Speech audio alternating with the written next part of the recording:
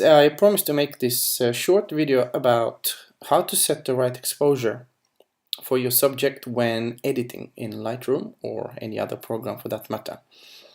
Ever so often we see images uploaded to social media which look something like that, where the person took a photo in a bright background area and they look at it, and because the way our eyes work, we often get fooled into thinking, that's a nice and bright photo and it looks bright, so it must be a good exposure.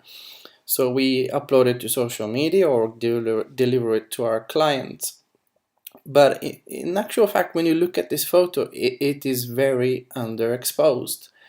What happens is that because the rest of the image, apart from the people, is so bright, our eyes get tricked into thinking that the photo is brighter than it needs to be. So we underexpose when editing, and there is a little trick I use which helps me determine whether I got the right exposure on my subject or not. And it works like this. It's very simple, and it's gonna look crazy, but trust me, and just try it, and it works. What we do is we use the crop tool. Now you might be thinking, how on earth will the crop tool help me get the right exposure? Well, here we go. We press the crop tool and we draw a nice little rectangular crop around our subject. All right, in this case we got the groom. Actually, let's do the bride. She's prettier. Sorry, mate. Oh, whoa, that went all the wrong way. Here we go. Press enter. Okay. Now we have focused our attention completely on the subject of this photo, and we have no distractions. We don't need to worry about what the background looks like.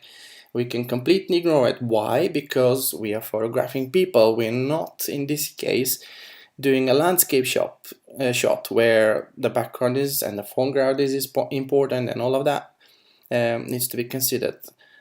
One of the most important things in portraits is people. All right, repeat after me: people, not the background. So now that we have our subject isolated, then we can worry about the exposure. And looking at it right now, you can see that the skin tones are a little bit dark, a little bit muddy. They lack brightness. So all we need to do is drag the exposure slider to a level where we start to see some color and some luminosity pop back up into our subject. And you can press the R key, and we could go back to the groom or another person if it's not a wedding, and check the exposure on the other subject as well. Now you should never zoom to this kind of level and pixel peep. Oh no, it doesn't look sharp or whatever. Well, no, it's not going to look sharp when you zoom in 500%. But for the purposes of setting your exposure, it works. So we went from something like this, where we thought, wow, that's a nice, well-exposed photo, where it looks like that. But it's not. So we went from that to something like this, where we can actually, without distraction, determine the right exposure. Once you've done with the exposure setting and you're happy with the way it looks, just reset. Here's the reset button. Reset your crop, go back to normal, and there you go. We have an image which is properly exposed for the people. So that's my quick tip, guys. Try it and it works. If you are concerned about the background, yes, it's getting quite bright, and it's in some areas bordering on overexposed. If we drag the highlights, then you can see what happens to it. But at the end of the day, it's about the people, not about the background so much.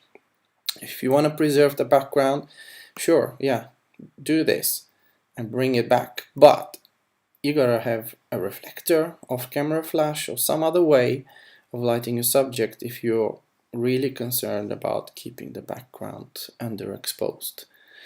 Some people do it. It's a stylistic choice, and sometimes you just don't have the time on a wedding day to be fiddling with flashes and reflectors. Maybe you get 2 minutes at this location and you just do what you have to do. And in this case, you gotta expose for the people. Hope that helps, and have a great day, guys. Catch you later.